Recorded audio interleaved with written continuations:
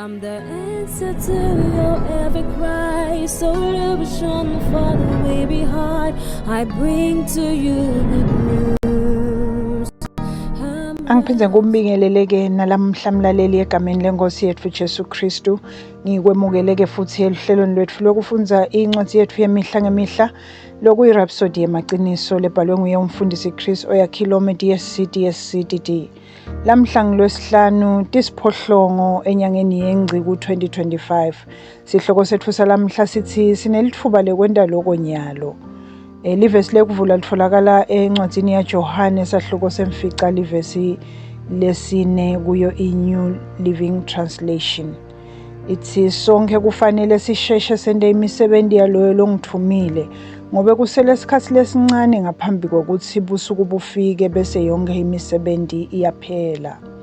Umfundisi uthi kunemaKristu lacabanga kabi ukuthi atawuba nemathuba lamanyenti yokusebentela inkosi ngemuva kokuhlwitshwa, kepha lo mbono awusilo liqiniso.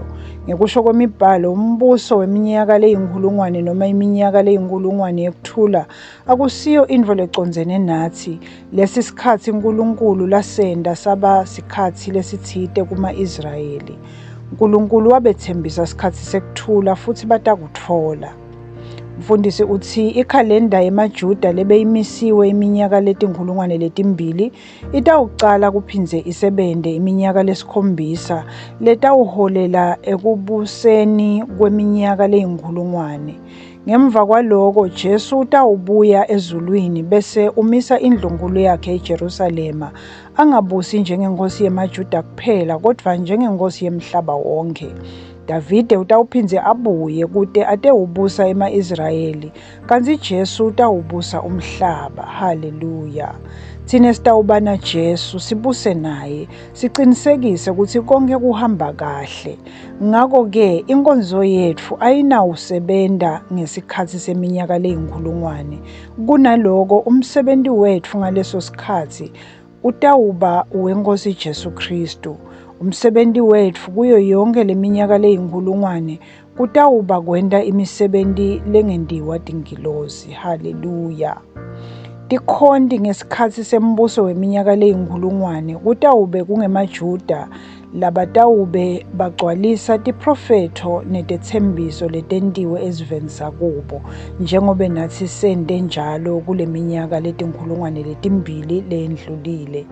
Nasina Jesu senta imisebenti yetingilozi kutawuba sikhatsi lesihle kakhulu sekulungiselela kwehlulela lokukhulu lapho sitawehlulela ngisho netingilozi. Uyachubeka umfundisi uthi ngemva kwaloko sitawutfuthela kuleli dolobha lelingcwele bese singena kulomhlaba lomusha sihlale kuwo. Mdumiseni uNkulunkulu. Haleluya. Kungako-ke kufanele sibe nentshisekelo nekuphuthuma kanye nemthwalo wokugcwalisa umsebenti wethu lapha emhlabeni. Leli lithuba lekwenta umsebenti wethu wekushumayela lovela kuNkulunkulu. Ngemva kokukhala kwelicilongo futhi sesihluthelwe kuyawuhlangabeta inkosi emoyeni njengoba iBhayibheli lisho encwadzini yekucala yabaseThesalonika sahloko sesine livesi lelishumi-6 kuya evesini lelishumi-7.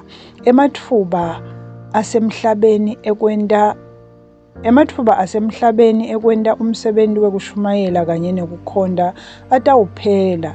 Lamuhla ngiyanincenga ukuthi nikhutsale futhi nikwente ngekwetsembeka loko lenikuhlosile naloko lenibitelwe kona nisesenesikhatsi. Cabanga ngaPawula umpostoli lowathi encwadzini yekucala yabaseKorinte sahloko semfica livesi lelishumi-6 kuMessage wathi, njengobe ngishumayela livangeli angitendeli ukuthi ngitfole lutho, ngicindzetelwe ukuthi ngikwente futhi ngitawufa uma ngingakwendi loko. Yenta umsebenti nekukhonda uNkulunkulu ukuthi kube sekucaleni ekuphileni kwakho ngobe uyati ukuthi loko lokwentako lamuhla kutawuba nemiphumela lemihle futhi lehlala njalo. Asithandaze.